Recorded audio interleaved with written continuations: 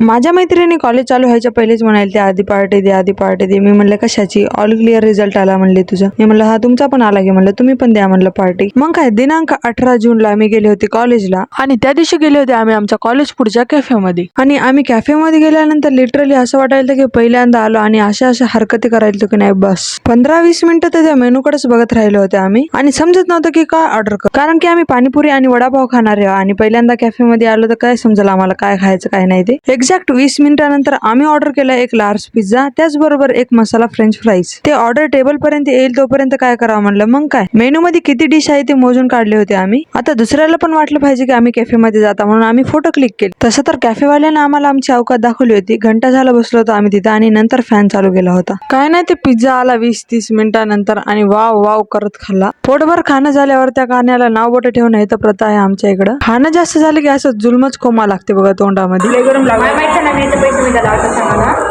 ते बिल तर श्रेयानं दिलं होतं. नंतर आम्ही दुसऱ्या दिवशी वापस त्याच कॅफेमध्ये गेल्या होत्या. मी म्हणलं आता यावेळेस मी खाऊ घालते म्हणलं, चला म्हणलं तुम्हाला. मेनू तर आम्ही कालच पाठ केला होता, मग काय बंद करून टाकला होता. तर ऑर्डर मध्ये आम्ही मागलो होतो एक मसाला मॅगी आणि एक प्लेन मॅगी. कालच्या दिवसापैकी आजचा दिवस आमचा बराच होता कॅफेमध्ये. ते ऑर्डर मागताना कॉन्फिडन्स लेवल एकदमच बिल्ड झाला होता आमचा. एकदम प्रोफेशनल पद्धतीने आम्ही ऑर्डर मागला होता. तुम्हाला म्हणून दाखवते मी ऑर्डर कसं मागलं होतं ते. बाया please take a order. I have 1 masala Maggi and 1 plain Maggi.